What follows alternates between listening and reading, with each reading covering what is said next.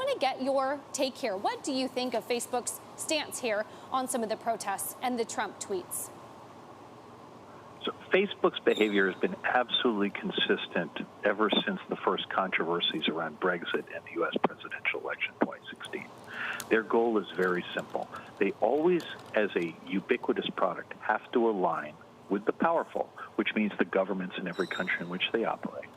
It also means that they want to do everything in their power to protect the business model that has created this extraordinary revenue growth and earnings that investors have enjoyed so much. And in order to do that, they have to keep people from changing the incentives of the business model, because at the core of it, harmful speech, like hate speech and disinformation and conspiracy theories, those are the most engaging forms of content out there. And the algorithms, which are built to optimize the attention of the people using the product, will always promote those things intensely. And from Facebook's point of view, whenever a political problem comes up, they want to do the bare minimum to make that problem go away without doing anything that would interfere with their ability to promote the most engaging content on the platform.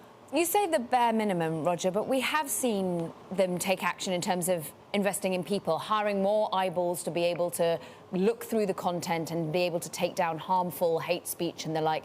They have been investing to a large amount. They have been trying to drive the algorithms to a slightly different degree.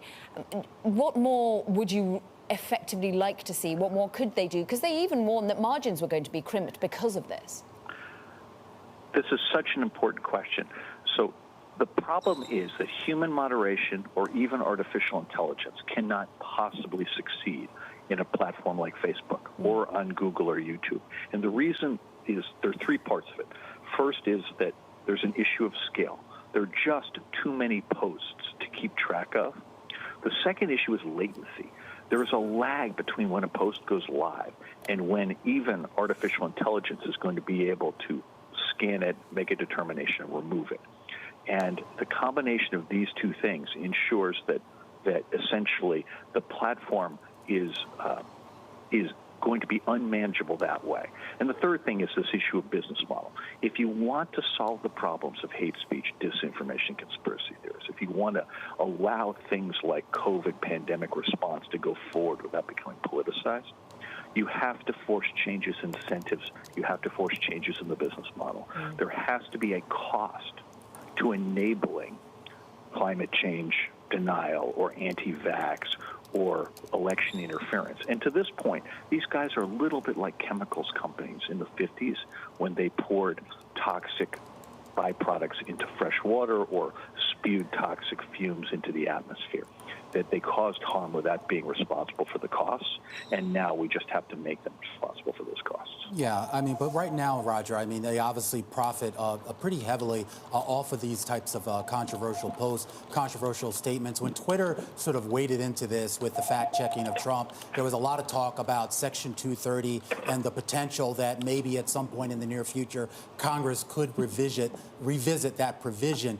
If that were something that could plausibly be either changed or even rescinded, how much do you think that would change or force a change in those business models?